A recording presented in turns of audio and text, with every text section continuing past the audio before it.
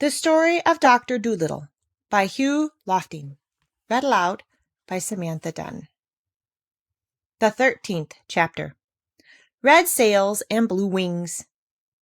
Sailing homeward, the doctor's ship had to pass the coast of Barbary. This coast is the seashore of the great desert.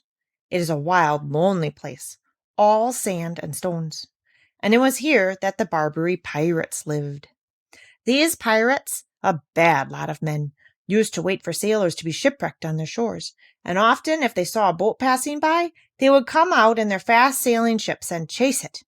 When they caught a boat like this at sea, they would steal everything on it, and after they had taken the people off, they would sink the ship and sail back to Barbary, singing songs and feeling proud of the mischief they had done. Then they used to make the people they had caught write home to their friends for money, and if their friends sent no money, the pirates often threw the people into the sea. Now, one sunshiny day, the doctor and Dab-Dab were walking up and down on the ship for exercise. A nice fresh wind was blowing the boat along, and everybody was happy. Presently, Dab-Dab saw the sail of another ship a long way behind them on the edge of the sea. It was a red sail. "I don't like the look of that sail," said Dab-Dab. "I have a feeling it isn't a friendly ship. I am afraid there is more trouble coming to us." Jip, who was lying near taking a nap in the sun, began to growl and talk in his sleep.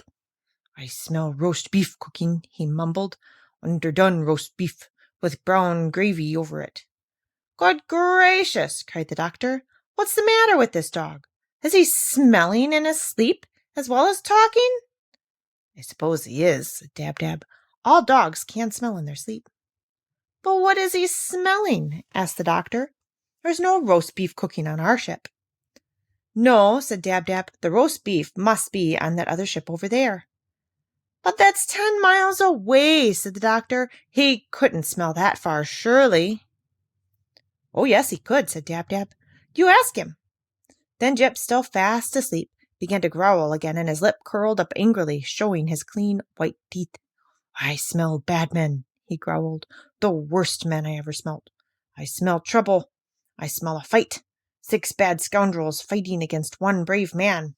I want to help him. Woof! Oh, woof!"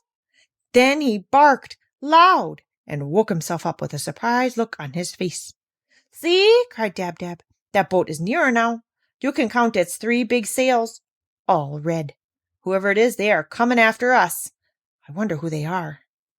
"They are bad sailors," said Jip, "and their ship is very swift. They are surely the pirates of Barbary." "Well, we must put up more sails on our boat," said the doctor, "so we can go faster and get away from them.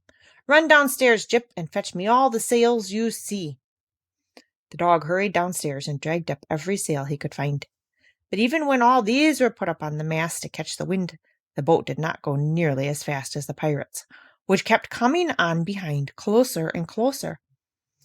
"This is a poor ship the prince gave us," said Gub-Gub the pig, "the slowest he could find, I should think. Might as well try to win a race in a soup tureen as hope to get away from them in this old barge. Look how near they are now. You can see the mustaches on the faces of the men, 6 of them. What are we going to do?" Then the doctor asked Dab-Dab to fly up and tell the swallows that pirates were coming after them in a swift ship, and what should he do about it? When the swallows heard this, they all came down on the doctor's ship, and they told him to unravel some pieces of long rope and make them into a lot of thin strings as quickly as he could.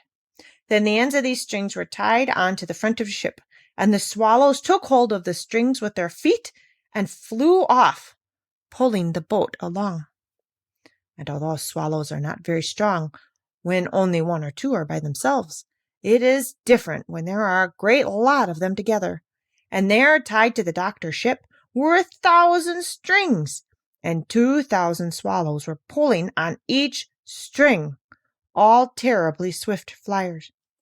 And in a moment, the doctor found himself traveling so fast that he had to hold on his hat with both hands, for he felt as though the ship itself were flying through waves that frothed and boiled with speed.